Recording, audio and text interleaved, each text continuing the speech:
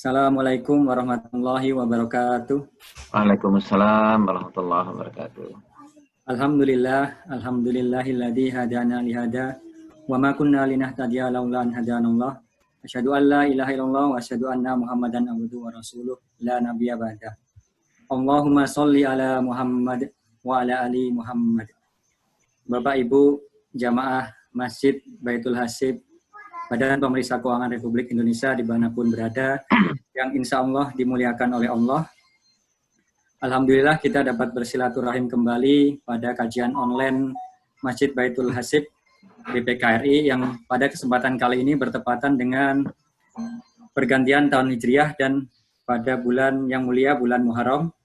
Insya Allah kajian online pada kesempatan kali ini mengambil tema Sihatkah Rumah Tangga Saya, yang akan membahas pentingnya komunikasi suami dan istri untuk menjaga keharmonisan rumah tangga.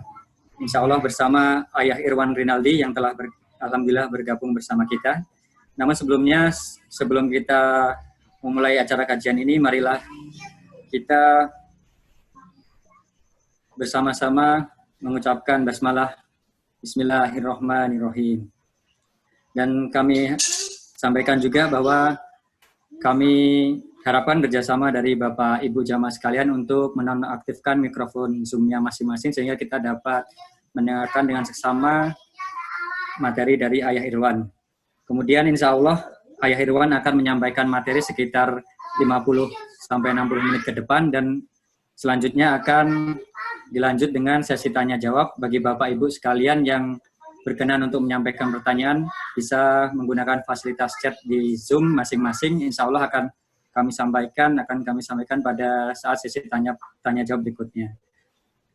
Selanjutnya akan kami sampaikan sedikit kurikulum vitae dari Ayah Irwan.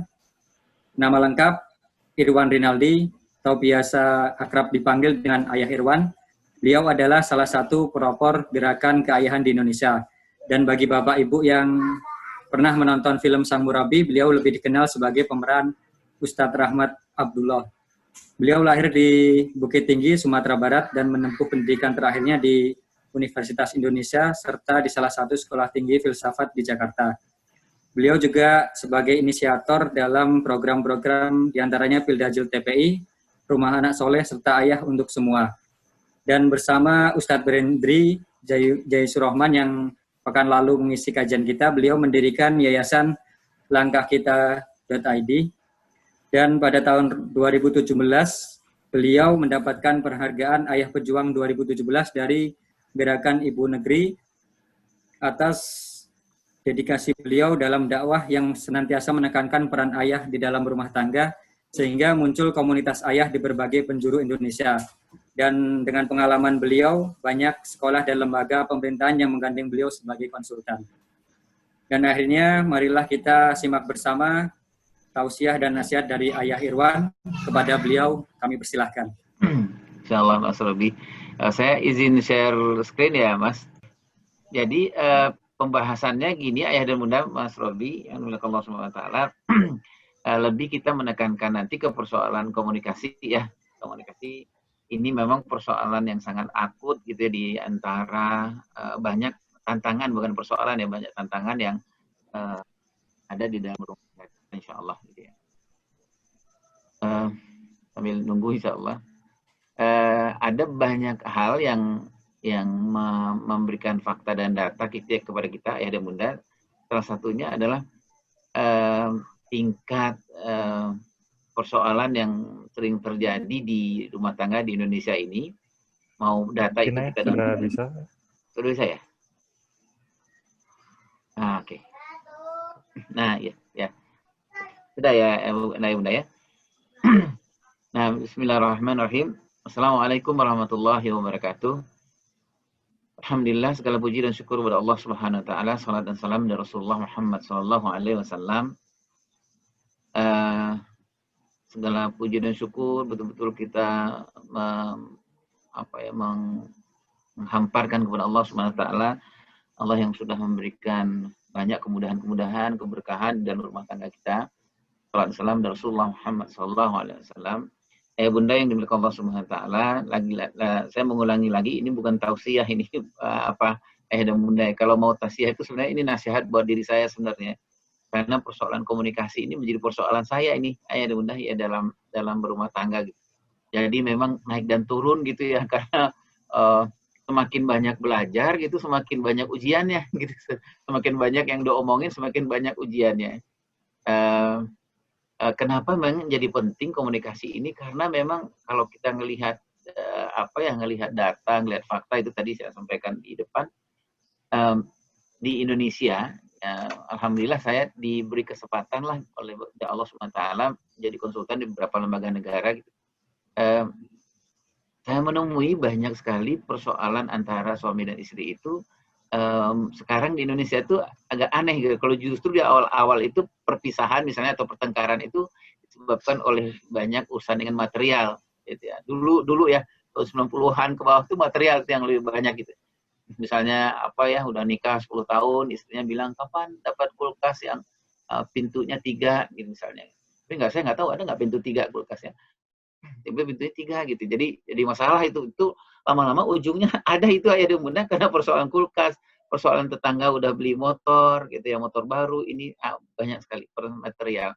Tapi agak maju sedikit ke tahun-tahun, mulai tahun-tahun 90, tahun 2000-an itu, kalau kita mencatat di BKKBN dan yang lain itu, di Depak juga, perpisahan itu, pertengkaran dan lain-lain itu terjadi di rumah tangga itu, bukan lagi merujuk kepada persoalan material, tapi lebih kepada persoalan yang tidak pernah kita duga sebenarnya gitu, tapi mungkin akan terjadi di zaman seperti ini. Nah, salah satunya adalah persoalan komunikasi. Gitu. Nah, kenapa menjadi persoalan komunikasi yang terjadi? Ada 2 persoalan ya ayah dan bunda. Yang satu sebabnya eksternal, yang satu internal. Yang eksternal ini adalah pasangan yang saya yang ambil contoh ya ke saya gitu, ketika menikah gitu nggak mempersiapkan diri, gitu, nggak mempersiapkan diri.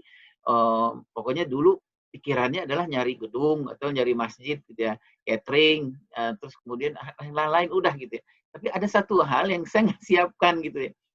Apa itu? Yaitu amunisi yang berumah tangga itu nggak siapkan. Jadi saya hadir waktu awal-awal menikah itu menjadi absent husband. Gitu, absent husband itu adalah suami yang hadir fisiknya aja. Jadi kalau fisik itu menghadir gitu, tapi nggak hadir yang secara psikologisnya. Psikologis itu ya termasuklah berkomunikasi. Nah, bagaimana berkomunikasi dengan pasangan itu lebih banyak hadir-hadir di awal-awal pernikahan itu seperti apa dulu komunikasi yang ada, deposit yang saya punya di umur 18 tahun saya. Gitu ya, air bunda ya.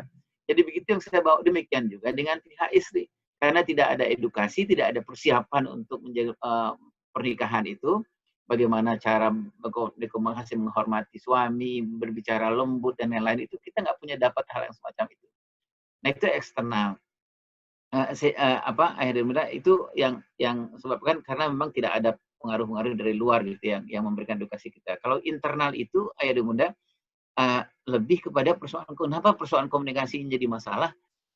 Kalau saya menyebutnya, saya mohon maaf mungkin bunda dan ayah menyebutnya yang lain ya. Kenapa misalnya sering bertengkar gitu ya, sering nggak nyambung gitu ya, antara si istri suami gitu, udah sering ngomong, memang sering di rumah gitu, apalagi dalam zaman pandemi ini, itu kelihatan semua gitu, yang selama ini yang fake gitu, yang selama ini yang pura-pura gitu muncul semua. Sekarang kan 24 jam harus bertemu ya gitu ya. Nah, sering terhubung tapi nggak tersambung gitu. Kenapa? Nah, salah satu yang saya sebut internal itulah karena kita bawa utang pengasuhan gitu. Jadi utang-utang pengasuhan ini yang kita bawa sebenarnya. Jadi kita berkomunikasi dengan pasangan kita itu, kenapa misalnya istri bilang, "Mas, kenapa sih ngegas aja gitu? Saya kan cuma ngusul kok ngegas gitu ya. Harusnya Mas santai aja," kata si istri gitu ya. Tapi nggak bisa karena emang kalau si suami gitu, kalau sedikit istri ngusul aja itu bawaannya ngegas gitu ya. Kenapa ini? Karena memang depositnya kosong gitu. Deposit kosong itu maksudnya karena ada di umur-umur tertentu, nanti kita bahas ya di tahap-tahap tertentu perkembangan di anak manusia itu, yang memang ada yang disebut dengan otak bahasa. Nah, otak bahasa itu 0,8 tahun. 0,8 tahun itu Allah ciptakan otaknya manusia itu memang untuk menerima sekian banyak bahasa. Bahasa itu bisa juga ya, bahasa kata-kata, bahasa ekspresi. Jadi orang yang bermasalah sedikit gitu ya, mudah saya gitu bermasalah dalam mengeluarkan kata-kata berkomunikasi di umur-umur seperti ini bahkan gitu ya, itu karena salah satu sebabnya ada karena memang ada 2 hutang di usia 0,8 tahun atau 10 tahun di usia yang kita sebut dengan otak bahasa itu, yang Allah memberikan kemungkinan semua bahasa-bahasa yang terbaik itu direkam oleh anak. Struktur berbicara, struktur banyak sekali itu ayat yang mempelajari ekspresi dan lain-lain. Itu adanya di yang paling optimal, kemampuan anak-anak itu dia ada di umur 0,8 tahun, 10 tahun, itu hampir 80%. Nah, itu ya. Jadi komunikasi. Ada istri yang berkomunikasi dengan suami, kalau suami sedikit naik aja gitu, istrinya langsung mengkeret, nangis gitu. Terus kata suami, kenapa deh gitu? Kamu apa? Kecewa? Gitu. Marah? Sedih gitu. Jadi nggak ketahuan. Ini sedih, marah, kecewa nggak ketahuan. Karena bawaannya nangis gitu, nangis saja. Dan ini nggak terjadi cuma sekali. Terjadi sudah bertahun-tahun dalam pernikahan gitu ya.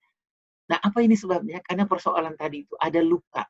Ada luka pengasuhan, bisa jadi hutang pengasuhan, bisa jadi hutang pengasuhan yang bentuknya luka pengasuhan. Bisa jadi ketika 0,8 tahun itu, kalau luka pengasuhan ini begini maksudnya ayah dan bunda. Luka pengasuhan itu ketika ngomong, nggak pernah yang benar di depan ayah dan ibunya.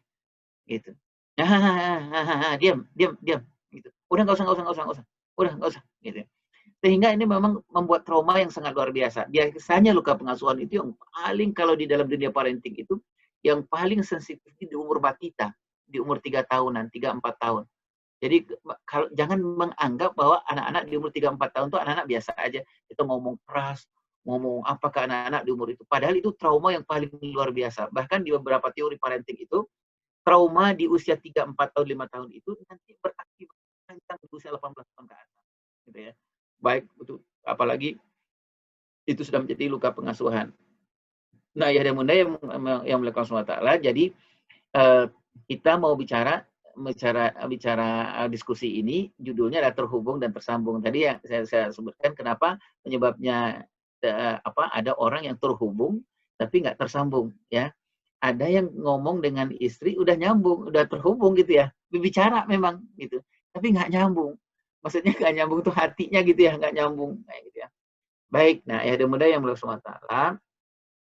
Kalau kita ngelihat apa ya di dalam konteks agama Islam ini, kita sudah belajar lah dari ustadz-ustadz kita ya bahwa sakinah mawaddah rahmah itu intinya memang salah satunya komunikasi ya. Mudah-mudahan kita sepakat hal seperti ini. Kita bisa lihat bagaimana sakinah mawaddah rahmah ya Rasulullah SAW ya. Dan bunda kita melihat bagaimana kalau Rasulullah dulu punya komunikasi skill yang sangat luar biasa, berbicara dengan istrinya, bahkan sebelum tidur Rasulullah menyempatkan diri bicara sebelum tidur. Kalau secara teorinya khususnya di parenting, bicara sebelum tidur dan ketika mau bangun tidur itu sesuatu yang sangat luar biasa. Maka disarankan oleh para ahli parenting, suami istri, bagusnya ya ada 2 hal momen yang nggak boleh dilupakan ini, dimanfaatkan betul oleh pasangan suami istri. Ketika baru bangun dan ketika mau tidur. Nah, gitu. Nah, saya yakin bapak dan ibu sudah sering melaksanakannya ya, gitu ya. Misalnya ketika bangun tidur itu kita jangan tanya, "Ma, masak apa hari ini?" Jangan ya, jangan gitu.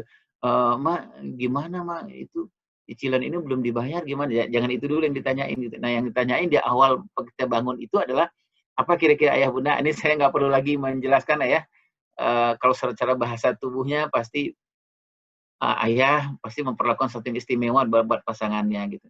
Kalau para ahli mengatakan, kalau di awal baru bangun itu suami mau istri, tanyakanlah persoalan-persoalan yang tidak dari ini ke atas, yang tidak pula dari bagian pusar ke bawah, tapi tanyakanlah ininya, gitu ya. Tanyakanlah hati, gitu ya. Tanyakanlah hebatkanlah hati, hebatkanlah perasaan masing-masing kita. Nah, kalau di sebelum tidur itu kan biasanya suami istri berbicara ya sebelum tidur bicara. Salah satu yang dibicarakan itu adalah seperti evaluasi, kemudian apresiasi, itu penting ya. Kalau Mas Robi kan sering melakukannya ya Mas ya, kalau sebelum tidur itu kita mengapresiasi pasangan masing-masing. Misalnya begini, kalau suami gitu ya, sebelum tidur kita pegang tangan istri gitu ya, kita bilang, "Dek, makasih banyak untuk segala sesuatu yang sangat luar biasa kamu lakukan terhadap anak-anak, terhadap aku hari ini. Yuk, bobo yuk, doa tidur." Udah selesai gitu. Itu penting tuh bagi suami istri gitu ya, penting banget gitu. Nah, bahkan ada di fathering itu penelitian kenapa komunikasi antara suami istri itu terhubung tapi tidak tersambung. Salah satu sebabnya adalah tidak memanfaatkan dua ini dan tidak punya kebiasaan untuk yang dua ini, gitu ya. Jadi ketika baru bangun tidur, menyemangati, memberikan motivasi, memberikan inspirasi kepada pasangan masing-masing, dan ketika mau tidur itu melakukan apresiasi. Nah, apresiasi ya. Nah, kalau saya menyarankan kepada ayah dan bunda ketika mau tidur itu jangan memuji. Nah, jangan memuji karena kalau khusus untuk jadi mengapresiasi itu kan ada dua ya ayah bunda ya. Apresiasi itu memuji dan menghargai. Nah, kalau bagi suami istri, bagi pasangan adult gitu, dia nggak butuh pujian. Jadi yang dia butuhkan tuh penghargaan. Nah, jadi kan jangan salah-salah tempat nih ayah dan bunda ya. Jadi jangan nanti pas mau tidur di tempat tidur pegang tangan istrinya, terus bilang kata istrinya, kenapa mas? Gitu. Kamu tuh masya Allah hebat sekali gitu. Kata istrinya biasa aja mas, biasa aja. Nah jadi nggak pas gitu. Jadi kalau gitu apa yang kita lakukan? Menghargai. Nah, kalau memuji itu lebih kepada persoalan hasil. Kalau menghargai itu lebih kepada persoalan proses. Nah, orang-orang dewasa, orang-orang yang sudah di atas 18 tahun itu paling senang itu dihargai. Nah, jadi kalau gitu yang tadi saya sebutin itu, pegang tangan istri misalnya bapak gitu bilang, kalau istrinya bilang kenapa mas gitu. Nah, kita bisa bilang si masnya bisa bilang, ya Allah ya Karim, aku nggak bisa menyembunyiin rasa syukurku. Aku bangga banget kamu bekerja keras. Bekerja kerasnya penting. Bekerja keras bagaimana membuat aku anak-anak itu nyaman banget hari ini. Itu paling penting. Baik. Nah ini Rasulullah kita bisa melihat contoh Rasulullah. Nah ada komunikasi yang sangat dasar juga yang dicontohkan Rasulullah itu menerima saran. Nah, ini begitu lapangnya Rasulullah SAW ya untuk menerima saran. Salah satu skill komunikasi yang dimiliki Rasulullah SAW. Kadang-kadang saya terlalu jaim untuk menjadi suami ya, diusulkan oleh istri gitu, padahal sebenarnya yang diusulkan itu benar, cuman kita menganggap bahwa bawaannya udah nggak benar aja gitu yang diusulkan oleh istri. Nah yang ketiga, kalau kita melihat Rasulullah itu romantis ya, ini sudah nggak rahasia lagi ya, ada dua gitu ayah dan bunda di dalam parenting itu romantis itu bisa dilihat dari ucapan dan tindakan, ya bunda ya, ucapan dan tindakan. Nah mari kita periksa masing-masing itu kita sudah mempraktekkan keromantisan ini lewat dua ini apa belum gitu ya, lewat ucapan dan tindakan. Berapa banyak ucapan yang kita berikan kepada pasangan kita secara romantis gitu kepada pasangan kita, berapa banyak tindakan yang kita lakukan kepada pasangan kita. Kalau Rasulullah SAW kan sudah sering kita baca di sirah ya, bagaimana Rasulullah memanggil, menghargai, memuji dan lain-lain ya, Humairah dan lain-lain, kalau yang spesial dan lainnya, dan tindakannya luar biasa yang dilakukan Rasulullah SAW. Nah, keempat, lemah lembut. Nah, ini kita bisa baca sebenarnya ayah dan bunda, ustaz-ustaz sering menceritakan 15 sunnah Rasulullah, 15 sunnah itu pasangan suami istri itu. Salah satunya adalah lemah lembut ya, bagaimana bicara lemah lembut. Baik ayah dan bunda yang Allah, itu contoh yang tadi bagaimana komunikasi terhubung dan kemudian menjadi tersambung. Ini contohnya Rasulullah SAW. Nah sebelum kita bicara kiat-kiatnya, mungkin ada beberapa prinsip yang perlu kita pegang ya soal komunikasi ini. Yang pertama adalah persoalan berkah.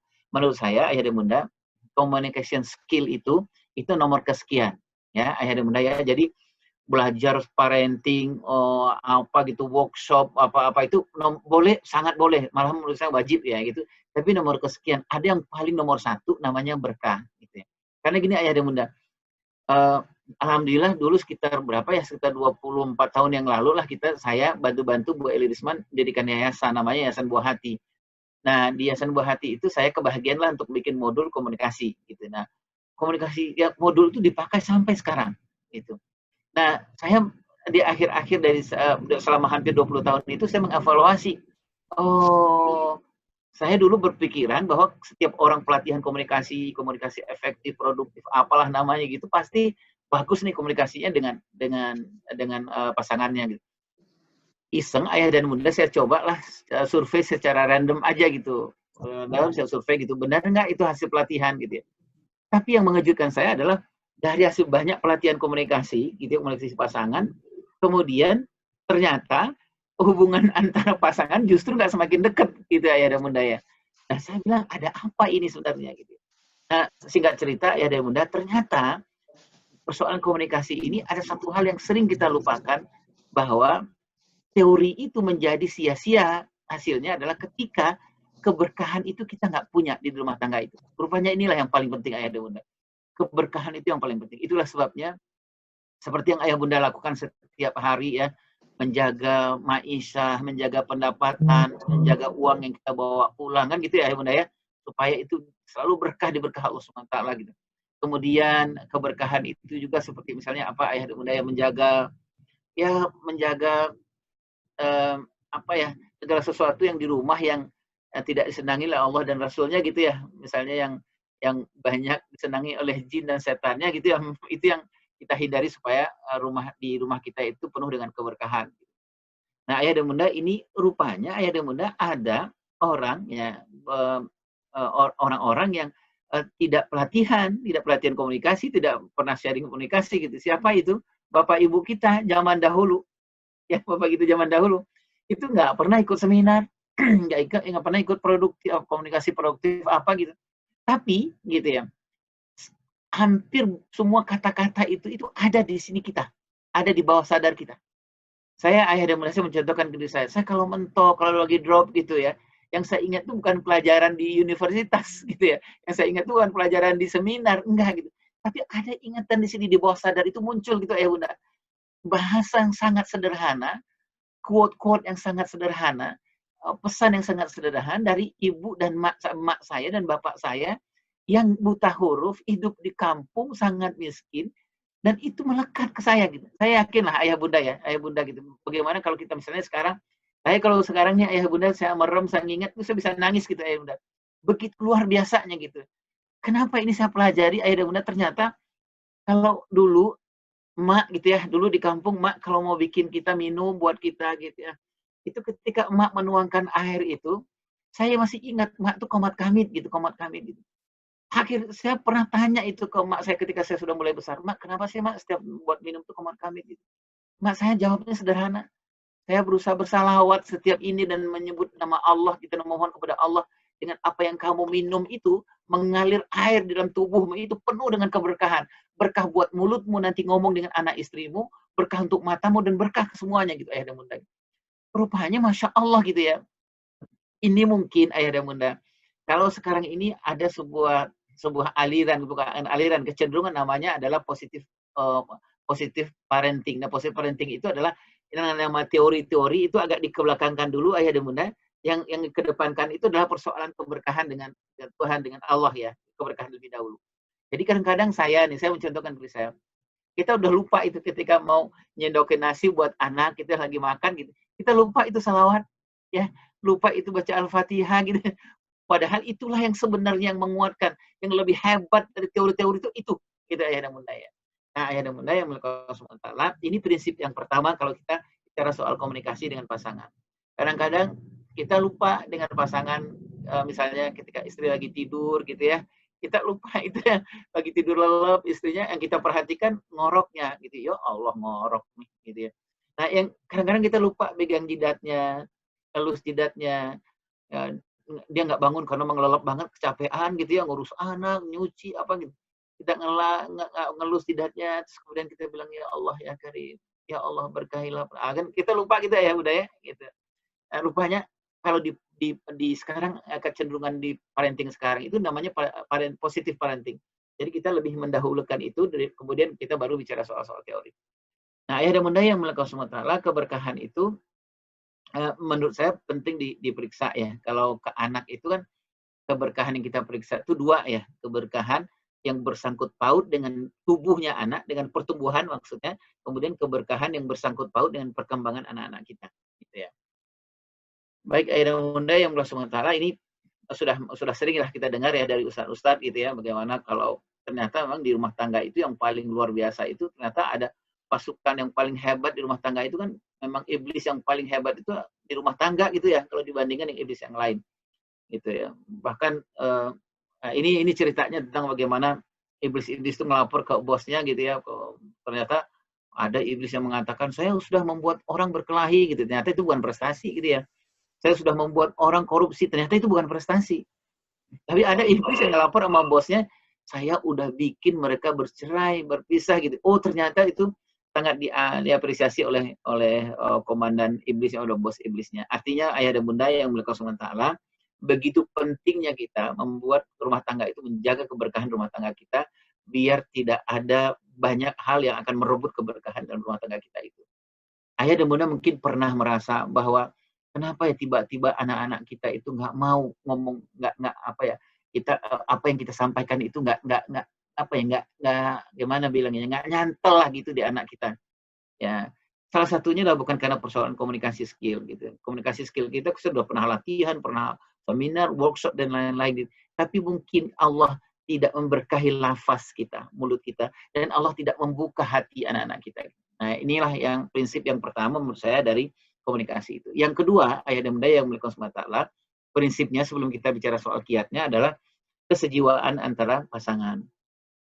Ini menjadi penting ayah dan bunda bahwa bagaimana kita harus dalam tanda petik ya wajib untuk antara kita dengan pasangan kita itu mempunyai kesejiwaan. Maksud saya itu kesejiwaan itu pikirannya, perasaannya, visi, misinya, cita-citanya gitu. Berbeda memang, kita berbeda, tetapi memang kita harus bicarakan misalnya visi, misi kita apa, roadmap kita kalau punya anak itu gimana. Kan beda ya ayah bunda ya. Roadmap anak laki-laki seperti apa, roadmap anak perempuan seperti apa. Dan ini harus kita bicarakan berdua. Dan harus, karena memang di dalam pengasuhan anak-anak itu bagusnya itu dual parenting. Jadi memang harus berdua gitu ya. Idealnya. Ya, ideal. Nah, ayah dan bunda yang melakukan SWT di dalam Al-Quran dijelaskan bahwa hunna libasul lakum antum libasul lahunna. Nah, biasanya ayah dan bunda, kalau di dalam teorinya, di dalam rumah tangga itu, yang kita lakukan tadi itu, kamu pakaian saya pakaian kamu itu, kita melakukan puzzling antara kita dengan pasangan kita itu, mana, oh saya hutang saya ini, hutang pengasuhan saya ini, kamu kalau kata suami, maaf ya dek, kalau saya ngomongnya terlalu sering keras dan kasar gitu. Karena saya punya hutang pengasuhan waktu kecil gitu ya, waktu itu di umur saya diperlakukan oleh orang-orang di sekitar saya, apakah orang tua saya, pak adik saya atau yang lain-lain, diperlakukan seperti saya sehingga saya kasar. Kata si istrinya, iya apa abah gitu, saya mohon maaf juga karena saya kenapa saya banyak diem gitu, nggak suka ngusul gitu, itu karena memang pola asuh saya seperti itu. Nah, bagusnya di dalam konsepnya rumah tangga itu harusnya dilakukan 5 tahun awal. Puzzling ini, yang hunna libasul lakum antum libasul lahunna itu. Jadi kita kesejiwaan itu kita bikin, ya kita usahakan harusnya di 5 tahun awal pernikahan. Khawatirnya kalau nanti lewat dari 5 tahun pernikahan itu, 5 tahun yang kedua, ketiga, yang keempat, kita agak susah karena memang anak-anak sudah hadir, waktu sudah tidak punya banyak lagi. Nah, itu ayah dan bunda, 2 prinsip yang paling penting menurut saya sebelum kita bicara tentang kiat-kiat berkomunikasi antar pasangan. Nah, ini saja usaha kita saling memahami, karena kata ulama itu cinta itu supaya kuat adalah dengan memperkuat yang satu kata namanya al-fahmu, kefahaman. Nah, ini kefahaman. Ini kefahaman saja ayah dan bunda bahwa kita memahami suami kita itu lebih cepat berubah misalnya dibanding istri atau tidak gitu ya. Ini hanya hasil survei saja. Ini tadi saya sudah sampaikan beda tapi sama gitu ya, berdamping satu tujuan, saling melengkapi. Ini biasa yang tadi saya sebutkan itu dilakukan di 5 tahun awal ya. Termasuklah bicara soal pola komunikasi ya yang kita punya masing-masing. Nah, pertanyaannya Ayah Irwan, gimana kalau saya dengan pasangan saya nggak sempat bicara itu di 5 tahun awal pernikahan? Nah, yang penting nggak ada kata terlambat itu ya. Memang harus walaupun sudah menikah 10 tahun, 20 tahun, memang mau tidak mau memang harus kita melakukan kembali, melakukan puzzling itu. Kalau tidak, kasihan ke anak-anak kita, karena anak-anak kita akan mengcopy paste semua yang kosong-kosong dari ayah dan ibunya. Baik, nah sekarang tipsnya ayah dan bunda yang memiliki Allah, saya mengambil satu aja yang menjadi masterpiece yang sering di dalam dunia parenting itu, apalagi dunia fathering, tips atau masterpiece-nya komunikasi itu adalah kisah Ummu Sulaim dengan suaminya, dengan Abu Thalhah ya. Ini sangat luar biasa, dan beberapa kali kesempatan saya belajar ke beberapa tempat ya. Terakhir kemarin sempat belajar ke Brussels, ke Frankfurt itu. Ini kiat ini, masterpiece tentang komunikasi antara Ummu Sulaim dan Abu Thalhah ini menjadi kajian gitu. Bahkan di luar dari orang Islam itu dikaji, menjadikan semacam standar komunikasi antar pasangan gitu ya. Ayah dan bunda masih ingat ya kisah Ummu Sulaim dengan Abu Thalhah ya, yang waktu itu Abu Thalhah sedang bepergian gitu ya, bepergian jauh, kemudian pulang, beliau punya cuma anak satu-satunya, Ini sedang mengingatkan aja kepada ayah dan bunda ceritanya. Kemudian ternyata udah sampai di rumah, anak yang satu-satunya meninggal. Kemudian inilah yang nanti kita akan mendapatkan 4 cara yang menjadi masterpiece nanti dalam komunikasi pasangan. Sekarang banyak dipakai oleh para ahli dan para pakar untuk memberikan masukan kepada pasangan. Nah, kemudian Ummu Sulaim melakukan hal-hal yang sangat menakjubkan, ya. Beliau tidak bagaimana cara ngomongnya, gitu, yang nanti istilahnya itu adalah persoalan yang 4 cara itu, tepat waktu, tepat cara, dan lain-lain. Nah, sebelum kita bicara soal, kita diskusikan yang tadi yang dilakukan oleh Ummu Sulaim itu, nah ini komunikasi pasangan yang menjadi masterpiece itu yang dilakukan oleh Ummu Sulaim. Tepat waktu, tepat cara, tepat kata, tepat nada. Nah, sebelum ini ayah dan bunda sudah barang tentu ada tiga hal penting ini yang harus kita memang juga nggak bisa kita lepaskan. Yang pertama adalah intention, yang kedua attention, yang ketiga connection. Jadi intention itu kalau saya sih mengartikannya niat, ya. Jadi niat gitu. Jadi memang kalau kita berkomunikasi dengan pasangan kita, niatnya apa gitu, ya. Niatnya untuk menangkah gitu, ya. Niatnya untuk menganeksasi istri kah? Niatnya untuk menjadi jumawakah, atau niatnya apa? Atau seperti yang disampaikan oleh Imam Ghazali, niatnya itu adalah supaya kita berkomunikasi dengan istri, dengan pasangan, misalnya istri dengan suami, konsepnya kata Imam Syafi'i adalah bagaimana kebenaran itu bukan menjadi milik kita. Jadi kebenaran yang kita mau sampaikan itu menjadi milik orang lain. Nah, salah satunya adalah dilihat kembali ke niatnya. Nah, oleh sebab itu ayah dan bunda yang mulia Allah, kalau kita melihat pola Rasulullah SAW, kalau misalnya pulang ke rumah itu, sebelum pulang ke rumah beliau mampir dulu atau istirahat dulu di satu tempat. Untuk apa? Untuk meluruskan niat, ya, meluruskan niat. Maaf, meluruskan niat. Misalnya nanti ngomong dengan pasangan itu dalam rangka apa, gitu, ya. Dan yang kedua adalah attention, perhatian. Perhatian ini lebih kepada teknis ini ayah dan bunda. Kalau saya merujuknya, salah satu rujukannya yang menarik itu dalam komunikasi attention. Kita ngelihat contohnya ke ini ya, ke jerapah ya. Pernah ya ayah bunda lihat jerapah ya? Sekarang orang menyebutnya giraffe communication. Yang giraffe communication tuh jerapah ya. Kalau jerapah itu kalau dia mau bicara atau apa tuh, dia naikin dulu kepalanya ke atas. Naikin kepalanya di atas setinggi-tingginya, kemudian dia nggak langsung melakukan sesuatu, tetapi dia muter dulu kepalanya, dia ngelihat dulu. Gitu. Kalau saya mengistilahkan ini namanya observasi, gitu ya. Jadi teknisnya yang pertama tuh observasi. Observasi dulu, gitu ya. Kalau kita ngomong dengan istri, kita observasi dulu nih. Membicarakan sesuatu dengan istri supaya tidak berantem, gitu, observasi dulu. Observasinya gimana gitu, semacam assessment lah gitu ya bunda. Ini istri lagi haid apa enggak gitu ya. Udah makan apa belum? Tanggal berapa sekarang gitu ya. Itu observasi tuh ya bunda.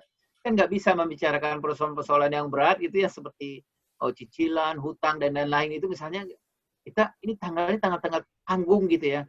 Istri mana berpakaiannya udah ada dasternya udah apa ya? Coraknya udah nggak jelas gitu dasternya, ini nggak usah dulu ayah bunda, ini persoalan teknis. Nah, kemudian jerapah itu setelah observasi, yang paling hebat itu jerapah itu kakinya begini tuh ayah bunda, bukan gini gitu ya. Jadi kakinya begini. Jadi kuda-kuda itu dipasang sama jerapah gitu kalau boleh saya sebut ya. Jadi kita gitu ayah dan bunda kalau komunikasi dengan pasangan itu observasi, siapkan dulu diri gitu lah untuk menerima kalau baik dan buruknya kita siap gitu ayah dan bunda ya. Dan kemudian yang paling hebat di jerapah itu adalah, jerapah itu kan punya jantung yang paling besar. Di semua binatang itu jerapah yang paling besar ya. Artinya memang mau onak, duri, atau apa disiapkan oleh jantungnya untuk menerima itu. Nah itu ayah dan bunda yang mulia Allah, attention itu adalah observasi, siapkan diri, ya, siapkan jiwa, siapkan fisik. Nah gitu ya. Tadi itu fisik dilambangkan dengan kaki yang begini, jerapah, dibuka kakinya, dan kemudian siapkan jiwa itu untuk menerima komunikasi, meskipun nanti masih buruk dan baik itu, siapkan jantung kita untuk menerima, lapangkan hati kita untuk menerima. Itu attention. Nah, kalau niatnya baik ya, kemudian attentionnya bagus, akan terjadilah yang disebut dengan tersambung itu ya. Tidak hanya sekedar terhubung, tetapi juga tersambung. Jadi ngomongnya apa ya? kita kalau ngomong sama pasangan kita itu nyambung gitu ya, bukan hanya sekedar terhubung gitu. Kita ngomong, Dek, gimana ya Dek ya, nih pandemi gini gimana Dek, apa sih, ini aku bete nih anak-anak gimana gitu ya. Terhubung itu dengan pasangan kita gitu ya. Tapi kadang-kadang pasangan kita jawabnya, ya banyak istighfar aja deh Bang gitu ya. Itu namanya terhubung tapi nggak tersambung gitu. Orang kita emosi ya gitu ya. Nah, ayah dan bunda, ini 3 hal yang paling penting sebelum kita bicara 4 kiat dari Ummu Sulaim. Luruskan niat, ya, luruskan niat, jelaskan niat kita dalam rangka apa, kemudian intention ini teknis ini, intention ini teknis. Nah, kalau intentionnya tadi itu lurus, baik, dan intentionnya bagus, akan terjadilah namanya connection, koneksi. Baik, ayah dan bunda yang mulia Allah, ini yang kita ambil dari Ummu Sulaim. Komunikasi pasangan yang sekarang menjadi banyak rujukan di dunia parenting barat gitu ya. Tepat waktu, tepat cara, tepat kata, tepat nada. Nah, jadi ada 4 nih. Nah, kita lihat satu-satu ya. Mulai tepat waktu itu yang pertama istilahnya adalah STCR. Nah, STCR itu adalah ketika ada stimulan, gitu, ada stimulan dari pasangan kita, komunikasi gitu ya, komunikasi dengan kita. Jadi kita nggak boleh langsung merespon, gitu. Jadi jangan stimulan respon. Nah, bagusnya adalah kalau ada stimulan, S dulu yang pertama, stop dulu, stop. Kemudian T-nya think, yang kemudian C-nya choice, baru kita pilih responnya apa. Nah, kita ngelihat ayah bunda masih ingat ya, ada kisah yang sangat menarik itu bagaimana Rasulullah kedatangan orang Badui gitu ya, yang waktu itu ngomong Rasulullah, aku mau masuk Islam, terus bagus, saya mau nggak tuh masuk Islam gitu ya.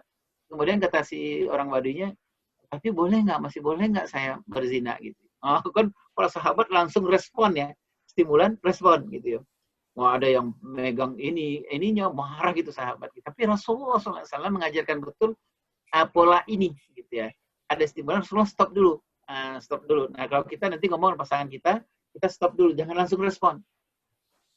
Pulang, si bapak pulang kerja, si istri bilang, ya, gitu. Nah, ya, gitu. Haknya panjang, ya, gitu ya. Si bapaknya bilang, duit nih.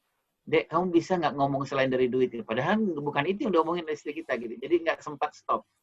Nah, kemudian baru think. Nah, kita berpikir Rasulullah think, mempertontonkan kepada kita think. Kemudian memilih responnya seperti apa.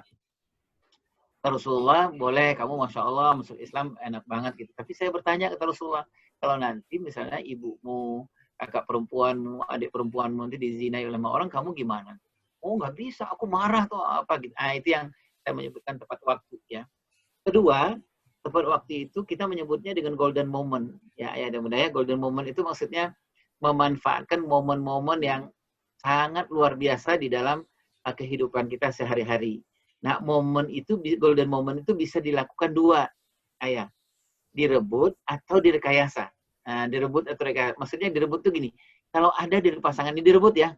Kalau ada dari pasangan bilang gini, ya, aku pengen banget kalau di ruangan tamu itu AC-nya 2 gitu ya. Gitu. Ini kita rebut nih. Kita rebut gitu ya, Nah, kita bisa bilangnya makasih Adek, kamu selalu mikirin bagaimana suasana rumah ini nyaman. Ini kita rebut nih komunikasinya. Nah, tapi mungkin ayah lanjutkan lah, misalnya sekarang mungkin uang kita belum punya, aku terima usulanmu, mungkin bukan sekarang, itu direbut. Atau rekayasa. Rekayasa ini kita memang merekayasa. Saya ngambil contoh kalau ke anak-anak ya, bagaimana merekayasa. Misalnya kita lagi nonton, misalnya di TV gitu ya. Ada suatu adegan atau suatu acara gitu yang misalnya membangkitkan empati kita. Gitu. Sementara istri dan anak kita nggak bangkit empatinya. Gitu. Nah, ini kita rekayasa. Misalnya ada nenek-nenek dalam mau kelelep di banjir gitu ya, kita lihat di TV. Kitanya udah tersengal gitu nafasnya. Sementara anak istri kita nggak, biasa-biasa aja. Nah, ini golden moment. Kita rekayasa. Nah, kita bilang, misalnya TV-nya kita matiin dulu, kemudian si istri bilang, kenapa sih ya dimatiin TV-nya gitu.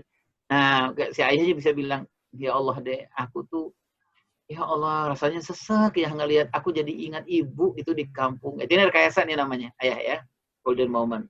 Rekayasa. Nah, kemudian ala jerapah tadi sudah saya sampaikan. Yang kedua, tepat cara. Nah, tepat cara itu ada 3 cara ayah ya, tepat cara itu. ayah dan bunda yang milik Allah SWT di dalam diri kita, di dalam pasangan kita itu, dan dari diri ayah, diri istri, diri bunda, itu ada 3 orang dalam tanda petik ya, 3 orang. Ada orang dewasa, gitu ya, ada sebagai suami istri, suami istri, ada anak-anak di dalam diri kita, pasangan kita itu, gitu ayah ya. Nah, caranya berkomunikasinya gimana ya? Caranya berkomunikasi dengan 3 cara itu, ayah dan bunda. Jadi ada saatnya kita bicara dengan seperti orang tua ke anak. Pernah ya ayah bunda melakukan ini, terutama si ayah kepada istrinya. Ada saatnya di mana memang istri itu sangat bergantung banget gitu ya, kondisi sangat bergantung banget. Ini polanya adalah pola peduli, gitu ya, pola peduli yang harus dilakukan oleh si pasangan. Ada polanya itu antara orang tua dengan orang tua, gitu ya, antara orang tua. Misalnya bicara soal yang agak-agak serius ya, soal harapan, soal ke masa depan. Ada polanya ayah dan bunda yang bersoal antara kita dengan pasangan kita itu bicaranya antara anak-anak dengan anak-anak, seperti anak-anak dengan anak-anak. Pernah nggak ayah bunda melakukan ini?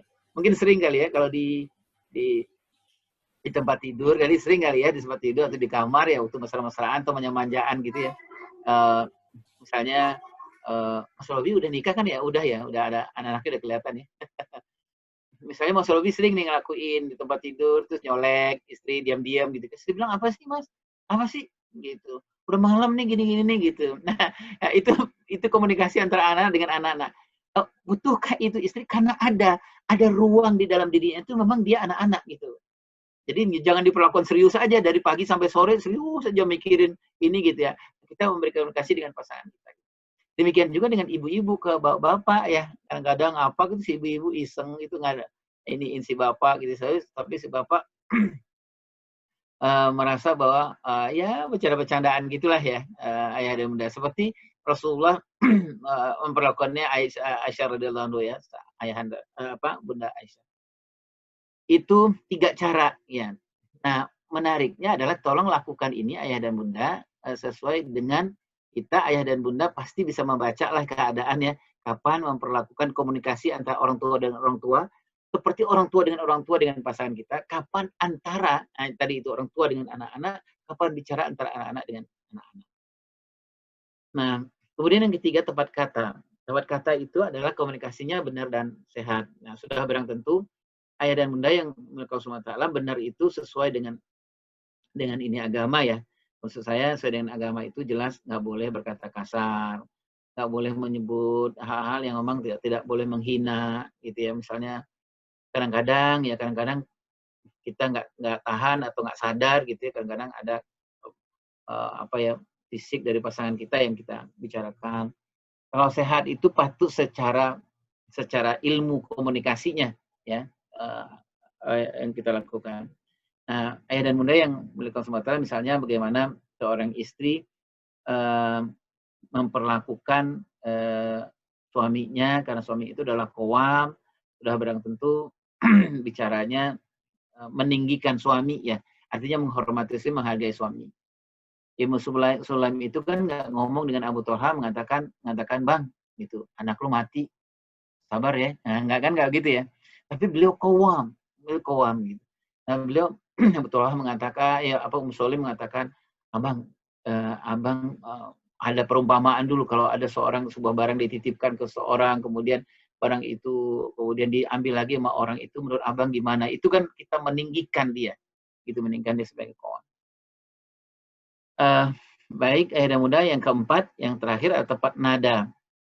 Tepat nada ini ayah dan bunda yang Allah Taala ini seringlah kita misalnya dengan ngomong sering kita dengar teori-teori itu tenang, nose to nose ya. Nose to nose itu ayah dan bunda kalau di teorinya Fadring itu kalau ayah bunda lagi emosi banget, narik nafas yang awal tuh dari hidung ke hidung. Itu agak mengurangi emosi gitu ya. Kecuali kalau lagi flu ya. Jadi jangan hidung ke mulut, hidung ke hidung itu agak menurunkan. Misalnya lagi kita dengan berwudu dan lain-lain. Ayah dan bunda yang mulia Allah Subhanahu wa taala, tepat nada ini di dalam komunikasi itu kan ada 2 hal penting ya. 2 hal penting, satu berbicara, kemudian yang kedua mendengar. Itu ya ayah bunda. Nah, ada hal yang penting kita miliki juga, kita latih juga kalau berbicara dengan pasangan itu, yang paling utama itu adalah melatih, kalau orang sekarang menyebutnya mempertinggi, mempercerdas kecerdasan emosional yang namanya respect. Gitu ya. Kalau lagi berbicara nih, kalau kita lagi mendengar, kecerdasan emosional yang kita perkuat itu empati. Gitu ya. Empati itu kan ngerasain ini orang ya. Kalau respect itu berbicara kita respect dengan status orang, dengan kondisi orang, banyaklah status ekonomi, status sosial dan lain-lain. Nah, kemudian ayah dan bunda yang keempat ini sebagai tips yang mungkin kadang-kadang kita lupakan soal bahasa tubuh, ya bahasa tubuh. Nah, misalnya kalau lagi ngomong ya antara ayah dengan bunda, please untuk tidak nyambi-nyambi gitu ya, karena ini penting. Kalau teorinya itu 100% no discount gitu ya. Kalau ngomong dengan istri itu, ngomong dengan pasangan gitu ya, ya ngadep lah gitu ya, walaupun 2 menit 3 menit kemudian kita izin, maaf ya Dek, aku lagi mau balas WA-nya nih, WA di kantor gitu, izin nggak gitu ya. Tapi jangan sambil nyambi gitu ya, sambil nyambi gitu misalnya. Si istri bilang, Bang, aku pengen ngomong, boleh nggak sebentar? Ya, gimana, Dek? Dek, boleh nggak, Bang, ngelihat ke aku gitu ya? Kata si abangnya, aku nih orangnya multitask, Dek. Dia bisa ketik sekaligus, mendengar sekaligus. Ini nggak bisa ini. Ya, yang sering menyebut dengan 100% no discount itu. Postur terbuka, ya ini sih teori aja nih ayah bunda. Jangan ngelipat tangan, gitu ya. Dan lain, pertahankan kontak mata. Ini penting ya. Kalau di 15 sunnahnya Rasulullah SAW itu, Rasulullah kalau bicara dengan pasangan Rasulullah itu, dengan istri-istri Rasulullah itu, mementingkan betul yang namanya kontak mata. Ya, kontak mata. Kemudian santai kita mendengar, pelajari untuk membaca bahasa nonverbal. Ini untuk anak dan istri dan pasangan kita juga. Berikan respon nonverbal kepada anak, kepada pasangan kita.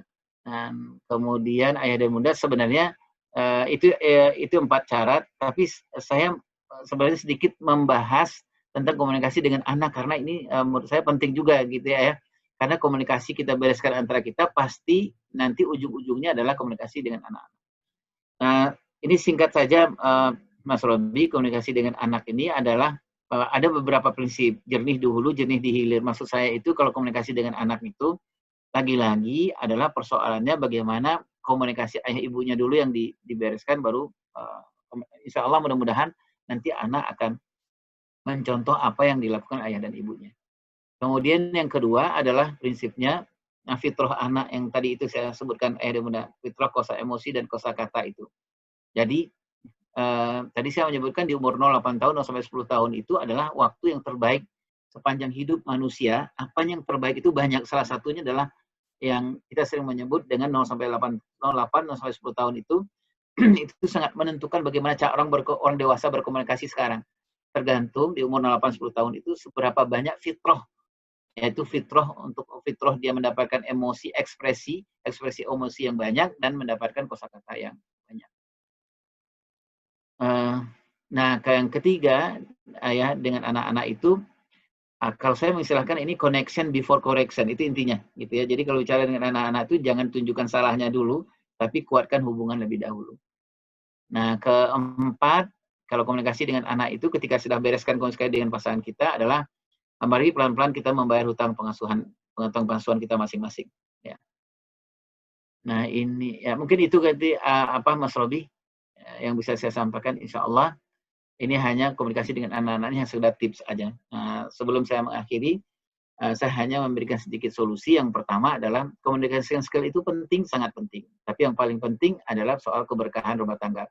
Banyak orang pelatihan komunikasi, banyak orang pelatihan seminar, parenting, workshop, dan lain-lain. Tapi ternyata memang nggak berdampak kepada kehidupan rumah tangganya.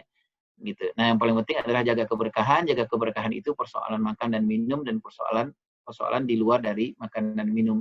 Bagaimana kita membereskan persoalan akhlak, persoalan akidah, persoalan yang lain. Nah, kemudian ayah dan bunda yang melakukan SWT adalah ada 4 kiat, gitu. 4 kiat yang tadi saya sampaikan yang sudah kita bahas dari Ummu Sulaim dan Abu Talha. Tepat waktu, tepat cara, tepat nada, dan lain-lain.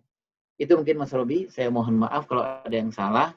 Kalau ada yang nanti kita bisa diskusi, bisa kita diskusikan. Mampu saya jawab. Kalau nggak mampu, nanti saya tanya kepada orang yang lebih mampu. Wallahu a'lam bishawab. Assalamualaikum warahmatullahi wabarakatuh. Waalaikumsalam. Jazakallahu khair Ayah Irwan atas sharingnya. sebelum masuk sesi tanya jawab, mungkin kami perlu informasikan kepada Ayah Irwan bahwa di sini ada sekitar kurang lebih 112 ayah bunda dan juga mungkin calon ayah bunda dari keluarga besar Badan Pemirsa Keuangan Republik dan ini tersebar di seluruh penjuru tanah air, Ayah. Jadi dari Aceh sampai Papua insya Allah bergabung bersama kita. Oh, jadi ini bukan di Bandung aja gitu, bukan? Ya, alhamdulillah. Jadi kebetulan hostnya dari kantor di Bandung, tapi kita karena dengan kajian online ini kita bisa menghadirkan dari seluruh penjuru tanah air rekan-rekan kita. Insyaallah. Ya mungkin langsung kepada pertanyaan pertama, Ayah. Ya. Assalamualaikum, Ayah Irwan. Apakah utang pengasuhan dari sisi suami dan istri ataupun ayah dan bunda perlu dibuka di depan anak-anaknya sebelumnya dikomunikasikan terlebih dahulu antara suami istri? Dijelaskan secara bertahap ketika waktu santai atau ketika menasihati anak-anak tentunya dengan bahasa anak-anak yang dapat dipahami dengan tujuan agar anggota keluarga bisa saling memberikan alarm atau saling mengingatkan ketika ada perilaku dari masing-masing anggota keluarga yang kurang pas atau tidak sesuai syariat agama, sehingga kita dapat memutus rantai pengasuhan yang kurang baik agar tercipta masa depan anak-anak kita yang baik kelak. Mungkin bisa langsung dijawab lebih dahulu. Iya. Oh, Masya Allah. Dengan siapa itu, Kang Robi? Ini dengan Bapak atau Ibu Hardiana ini. Iya. Saya setuju itu, Kang. Sangat setuju ya, hutang pengasuhan itu memang harus dibuka. Tapi memang harus sesuai dengan tahap. Kalau anak-anak itu sering tahap perkembangan. Kalau dengan pasangan itu menurut saya tadi itu memang harus karena memang nanti hutang pengasuhan itu atau bahkan luka pengasuhan itu nanti orang yang akan mendampingi kita membayar hutang dan membasuh luka itu adalah pasangan kita. Jadi memang harus dibuka itu ya dengan pasangan kita. Jadi cuman menurut saya tadi saya setuju sekali gitu Ayah Bunda Kang Robi gitu ya, dengan pasangan kita carilah momen-momen yang baik itu untuk menjelaskan. Memang idealnya harusnya memang hutang pengasuhan itu dibayarnya, dituntaskannya itu di 5 tahun awal pernikahan, itu idealnya. Tapi kadang-kadang memang kita lupa gitu ya, kita asik dengan yang lain. Khawatirnya adalah sudah pernikahan sudah hampir 10 tahun, sudah kita masih membawa utang pengasuhan yang banyak gitu. Sehingga masing-masing pasangan kita sering kaget-kaget gitu. Kenapa ngegas gitu ya. Padahal udah ngegas aja dari dulu mah ngegas aja gitu ya. Kok nggak bisa ya, kata si istri, ayah kok nggak bisa berubah sih ya gitu ya. Kita udah nikah 10 tahun loh. Kok ayah masih aja emosional orangnya gitu. Itu bukan karena apa-apa, karena memang hutang itu masih dia pakai, dia bawa, dia taruh di ranselnya setiap hari. Kadang-kadang kalau di kantor juga kebawa gitu ya. Lagi diskusi gitu ya. Perbedaan pendapat gitu ya. Ada orang yang beda pendapat langsung marah gitu. Si fulannya, si bapaknya langsung marah. Teman-teman juga heran lah kenapa kok langsung marah gitu ya. Kok langsung ini tersinggung, kok baper banget lah kalau anak muda bilang kok baper banget. Itu bukan karena persoalan di hari ini gitu ya, tapi persoalan lihatlah deposit dia di umur 0-18 tahun, 0 sampai 20 tahun. Begitu katanya kita teorinya seperti itu. Jadi secara kalau logika paling tingginya begini Ayah dan Bunda. Dan usia terbaik manusia itu ada di umur 0-18 tahun, 20 tahun. Itu usia yang terbaik. Ya.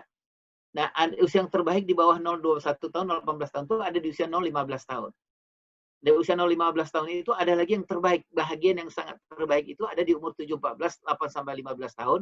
Itu usia pembentukan kelaki-lakian dan usia pembentukan keperempuanannya. Kita ya Bunda. Nanti kita akan melihat nih, ketika di usia 7-14 tahun, 8-15 tahun, kurang stimulan laki-laki itu anak laki-laki, kurang stimulan perempuan anak perempuan, nanti hasilnya ketika di umur 20 tahun ke atas, dia laki-laki secara fisik, tapi nggak laki-laki secara psikologis gitu. Memutuskan susah, nyalinya kurang, orangnya suka flight, bukan fight, dan lain-lain. Nah, ada lagi yang paling bagus sepanjang hidup manusia, itu di usia 07 tahun, 08 tahun. Tadi saya menyebutkan urusan dengan komunikasi adalah di usia 08 tahun, 10 tahun. Kita menyebutnya itu otak bahasa. Jadi memang di usia 08 tahun itu, Allah memberikan yang sangat hebat buat alat komunikasi kita. Apa itu alat komunikasi kita? Disebutkan sama Allah di An-Nahl 78 itu. Waja'alakum sam'a wal absar wal afidah. Pendengaran, penglihatan dan hati nurani kita. Gitu ya, Bunda. Jadi di usia itu memang anak kita mampu menyimpan itu 6.000 kata-kata per hari. Nah sekarang kembali kepada ayah dan bunda, mau menyimpan yang mana? Menyimpan yang buruk? Simpan sama anak kita. 10 tahun namanya dia simpan. menyimpan yang baik-baik gitu ya, sering baca Al-Quran, tilawah Al-Quran, ngomong-ngomong yang baik-baik disimpan sama anak kita. Itu bekal dia nanti ke depan. Jadi Kang, saya setuju gitu yang tadi disampaikan oleh Kang Rediana bahwa harus dibicarakan memang, harus dibicarakan. Nah, kepada anak-anak memang harus dibicarakan. Kalau saya sesuai dengan tahap perkembangannya. Mulailah dari anak-anak kita yang di atas 15-16 ke atas. Biasanya anak 15-16 ke atas itu kita, si ayah, si ibu ya, ayah dan bunda sering melakukannya. Ada namanya semacam sedo. Jadi kalau punya anak 15-16 tahun itu ayah bicara berdua dengan anak laki-laki, anak perempuan. Caranya apa? Misalnya berdua aja. Mas, abang, misalnya gitu ya, kata si ayahnya. Abang kan sudah 16 tahun, sudah 17 tahun, 18 tahun gitu. Nah, bisa cerita tuh, ayah, apa yang ayah hadapi, apa sudah gitu. Nanti anak kita yang sudah 15-16 tahun ini sudah menjadi bisa shadow kita, membantu nanti untuk kepada adik-adiknya. Jadi itu Kang Robi, saya setuju apa yang disampaikan, harus dibuka. Nah, satu lagi mungkin Kang, saya mengusulkan, kalau luka pengasuhan, apalagi luka utang pengasuhan, apalagi luka pengasuhan, menurut hemat saya, tolong libatkan mertua, gitu. Karena di mertua itu dah kuncinya, gitu ya Bunda ya. Jadi kalau ada apa-apa dengan Kang Robi, ada apa-apa dengan istri gitu ya, jangan terlalu nyalain istri gitu ya. Tanyain ke yang megang kunci di umur 18 tahun siapa mertua gitu ya. Jadi Kang Robi baik-baiklah ngasih hadiah ke mertua gitu ya, supaya rahasianya dibuka sama mertua gitu ya. Misalnya gini, kenapa ya istrinya Kang Robi, kenapa ya kok ini apa-apa nggak bisa ngusul, kok diem aja gitu ya. Antara sedih, kecewa, marah, nggak jelas yang mana gitu ya. Ini ada rahasianya. Ditanya ke istri kan susah ya Kang Robi ya. Kenapa sih Dek? Nangis aja. Bok yang ngomong gitu ya. Susah. Ngomongnya susah gitu. Karena dia nggak punya banyak kata-kata gitu ya yang dia simpan. Nah kalau gitu kita datang aja ke mertua.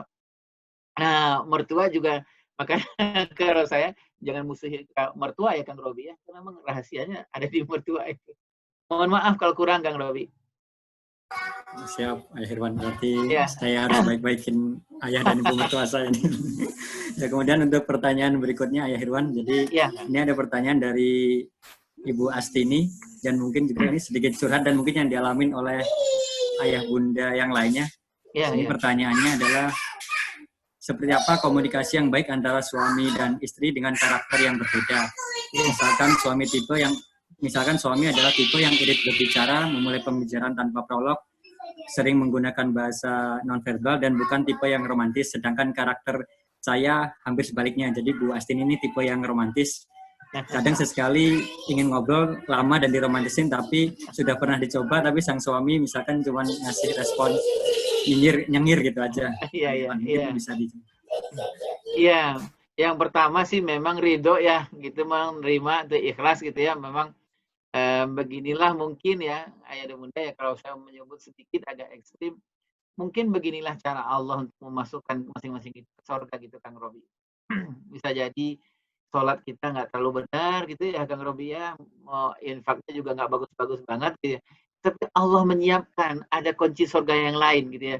Mendapat pasangan yang lempeng-lempeng aja gitu. Mas, saya nggak sama aku. Ya, alhamdulillah. Begitu aja gitu. Padahal gitu pengen banget agak panjang-panjang lah gitu ya ininya. Tapi mungkin beginilah caranya. Itu yang paling utama menurut saya. Terima dulu keadaan ini gitu ya. Karena seperti Bunda Hajar kan menerima dulu ya bahwa memang nggak ada tokoh laki-laki itu, belum ada karena Nabi Ibrahim pulangin jarang gitu. Beliau terima dulu gitu. Karena beliau yakin ketika beliau tanya ke Nabi Ibrahim, abang perginya dalam rangka apa? Memang karena Allah gitu. Udah yakin udah.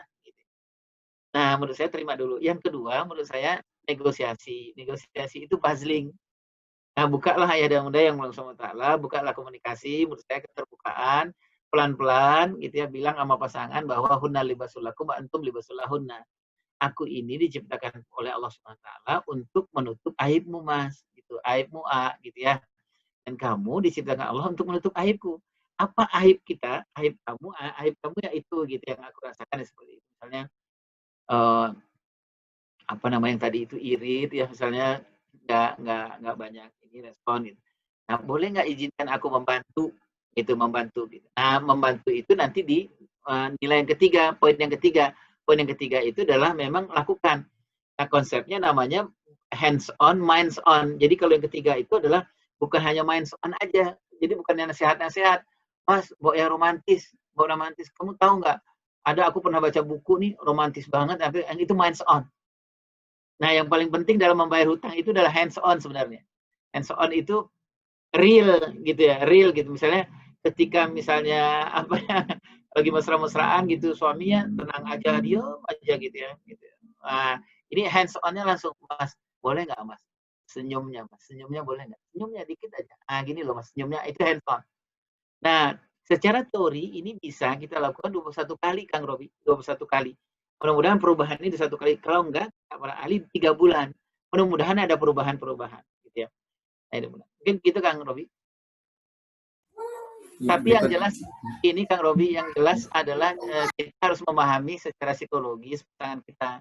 Misalnya begini tadi yang saya sampaikan di materi ya, pahamilah suami itu nggak terlalu cepat berubah dibanding istri, gitu ya. Jadi jangan minta langsung berubah gitu. Misalnya habis ini kita dengar nih, gitu si ibu langsung bilang, ah Mas dengar nggak tadi?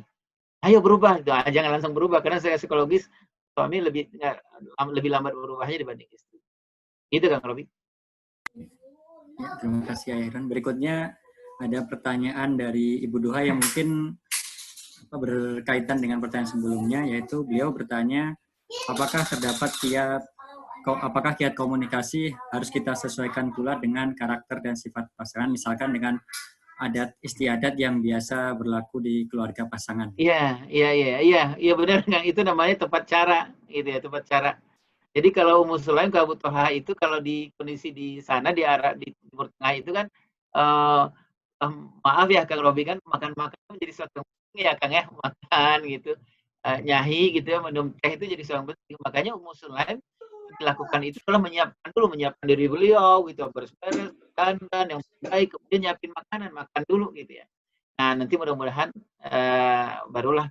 Nah, kalau menurut saya harus selama tidak melanggar syariat Islam.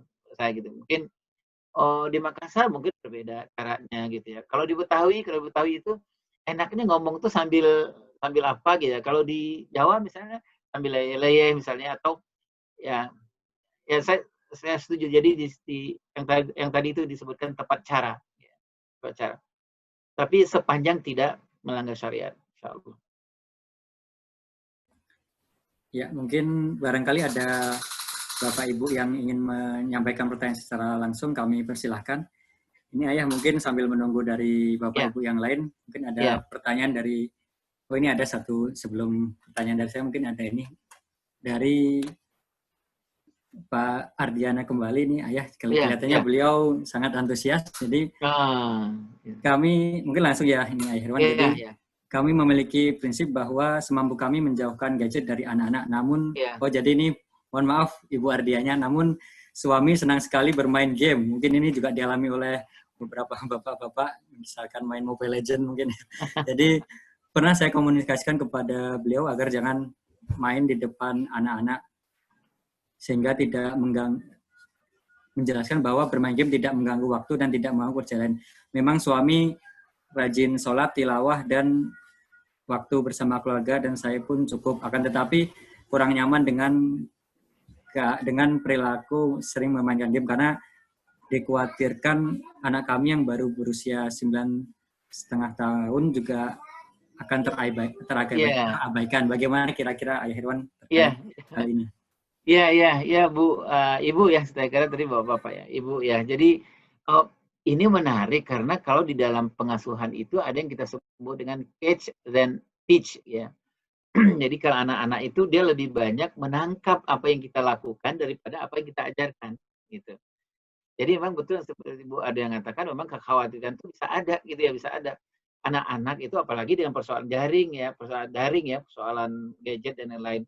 Mungkin kita gitu ya dengan pegang gadget, pegang handphone kemana-mana gitu ya, mungkin kita bilang enggak nyontohin yang enggak ngomong dek jangan contoh bapak ya gitu, itu teach gitu. Tapi yang paling hebat bagi anak tuh catch-nya, dia tangkap itu dan dia simpen gitu, dia simpan.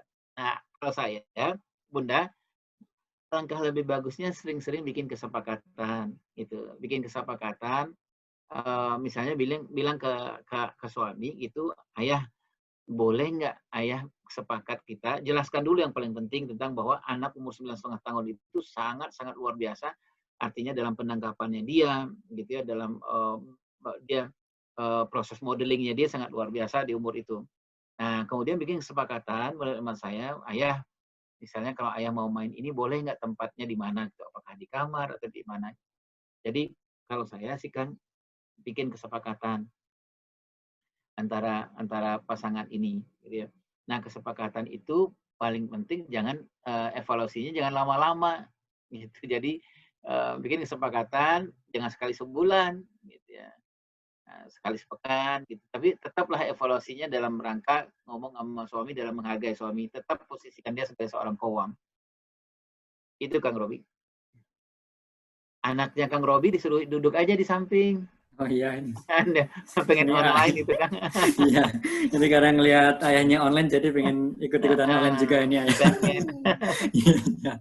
Jadi mungkin untuk pertanyaan berikutnya ya.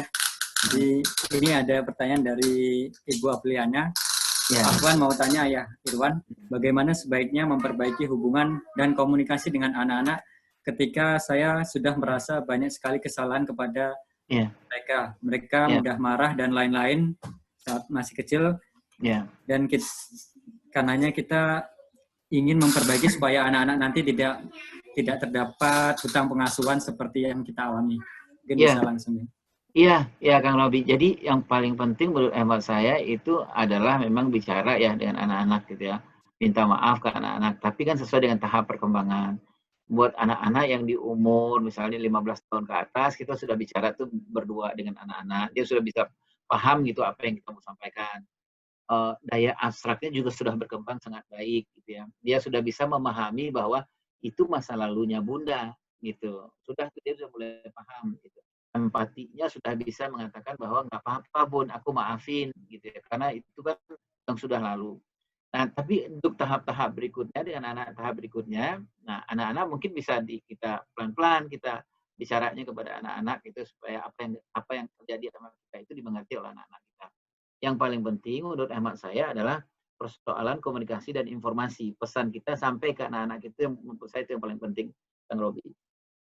Saya setuju gitu karena ini apa ya menyangkut ke masa depan anak-anak karena secara tidak sadar anak-anak itu mengcopy paste secara kita jangan gini ya Kang Robi ya, modeling itu kan kita we never know ya, kita nggak tahu kapan dan apa yang dicontoh diimitasi oleh anak kita nggak tahu kan kalau kitanya banyaknya utang pengasuhan itulah yang secara tidak sadar di copy paste sama anak kita padahal kita nggak ngajarin loh, kita nggak ngajarin tapi bawaannya gitu ya, bawaannya gitu yang secara sadar yang saya sering menyebutnya itu we never know gitu, kita nggak pernah tahu gitu apa dan bagian mana yang dicontoh oleh anak-anak itu kan.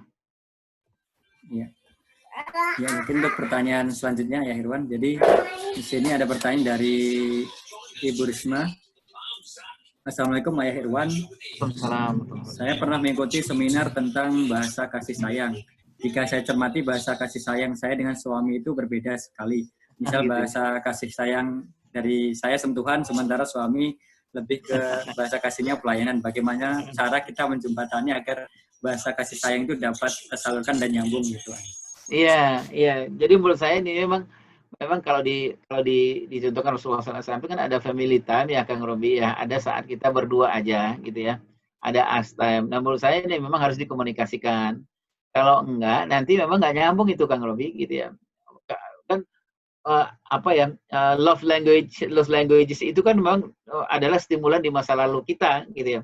Misalnya Kang Robi itu waktu kecilnya memang sampai nanti umur 15 tahun gitu ya sering dikasih hadiah sama bapak dan ibu gitu dan itu penuh gitu hadiah gitu baik hadiah secara material maupun hadiah secara non material sering dipuji sering dihargai. Nah ketika menikah gitu nah love languages-nya Kang Robi kan hadiah gitu ya sementara ketemu dengan istri bahasa tubuhnya bukan dia, bahasa cintanya bukan itu.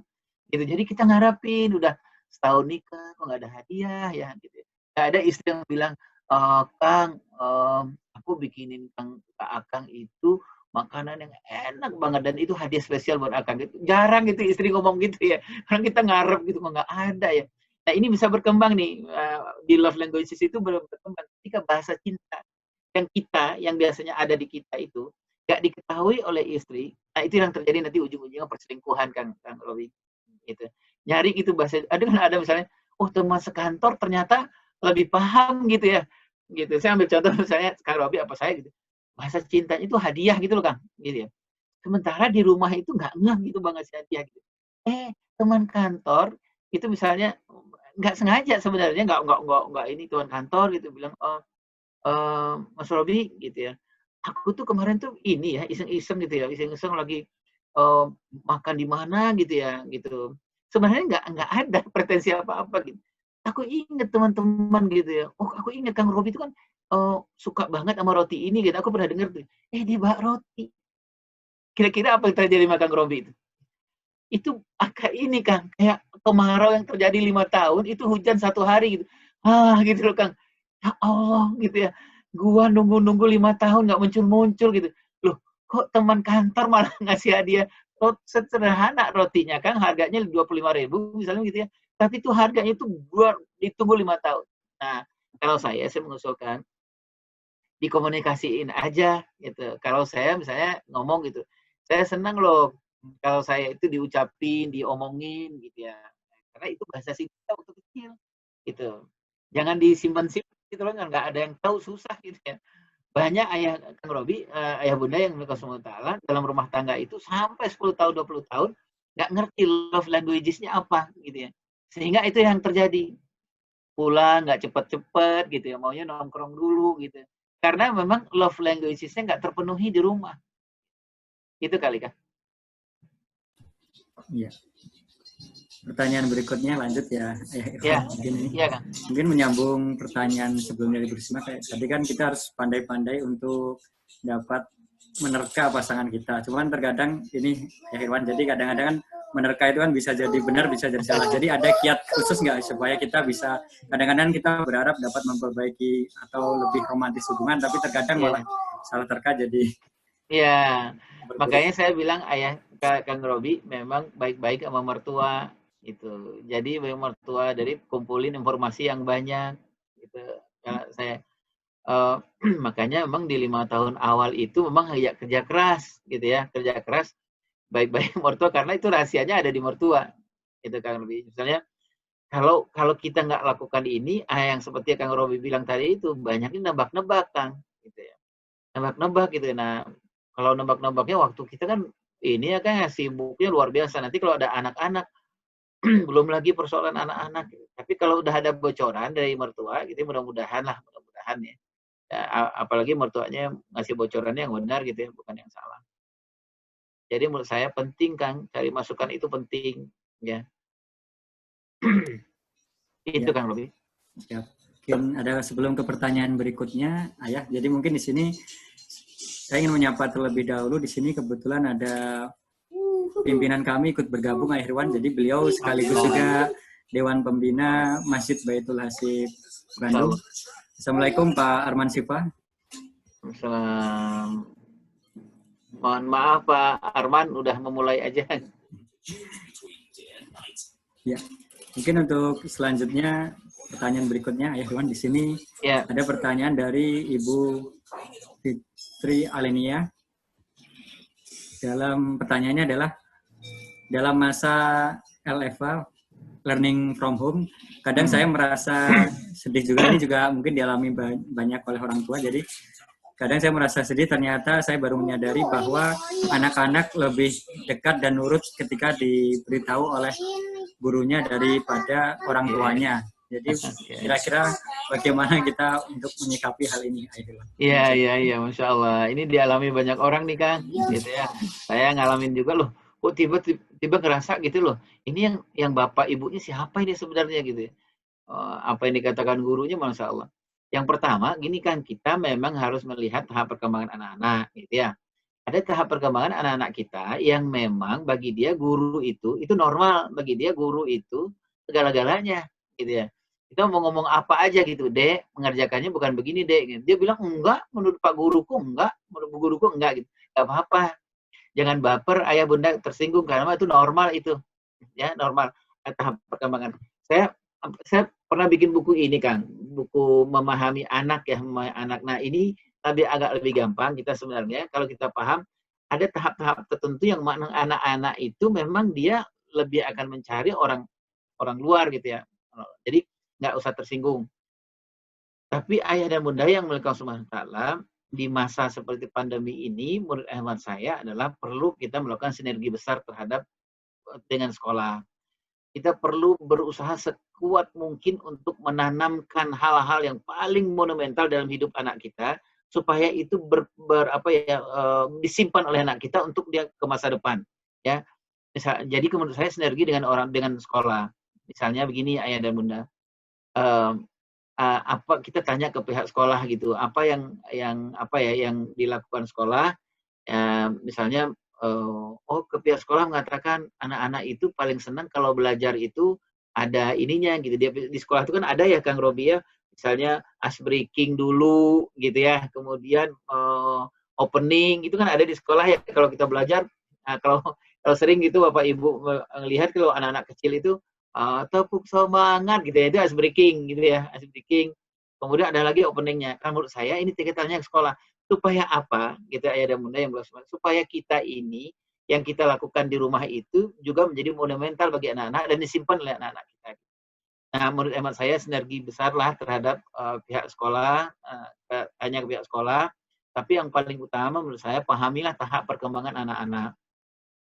Ada tahap di mana memang anak-anak memang prinsipnya adalah memang dia lagi butuh orang ketiga, orang luar gitu. Nah, jadi dia lebih butuh tuh misalnya gini, ayah dan bunda. Anak-anak yang biasanya kelas SMP itu ayah dan bunda. Dia sudah butuh yang namanya klik dan crowd.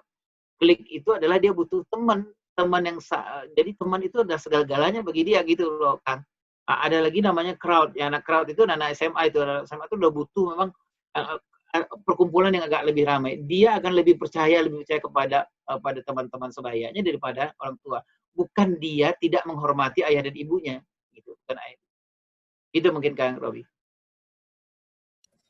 Pertanyaan berikutnya, kita masih ada sekitar 15 menit lagi ya, Herman. Ya, Kang Mungkin Robi. untuk lanjut pertanyaan berikutnya, izin minta dijelaskan kembali terkait STCR ayah dan pengaplikasiannya dengan pasangan dan anak, karena biasanya ketika ada stimulan yang terpikirkan atau respon yang keluar saat itu juga adalah emosi dalam bentuk marah, baper, dan sebagainya.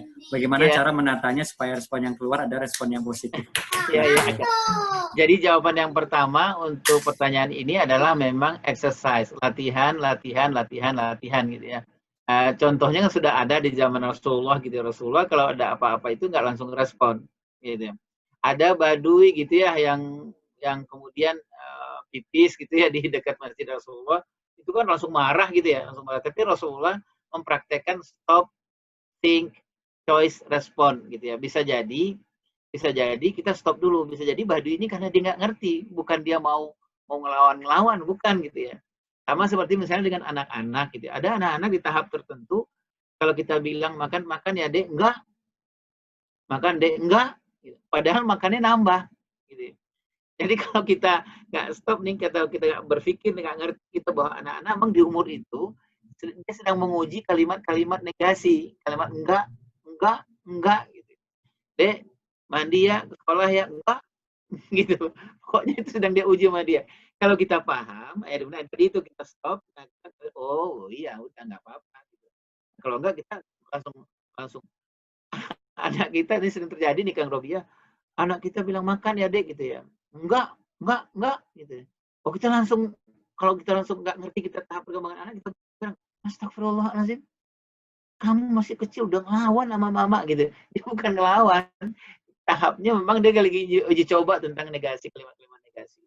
Nah, itu yang menurut saya kita sampaikan. Tapi apalagi ya ke anak-anak. Ke anak-anak itu contohnya apalagi ya.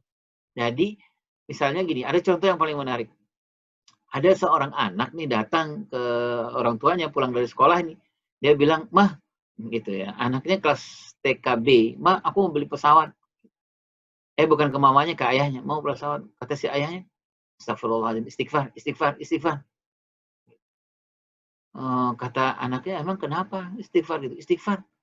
Kamu ya Allah gitu ya, ayah untuk beli mobil aja tuh susahnya bertahun-tahun.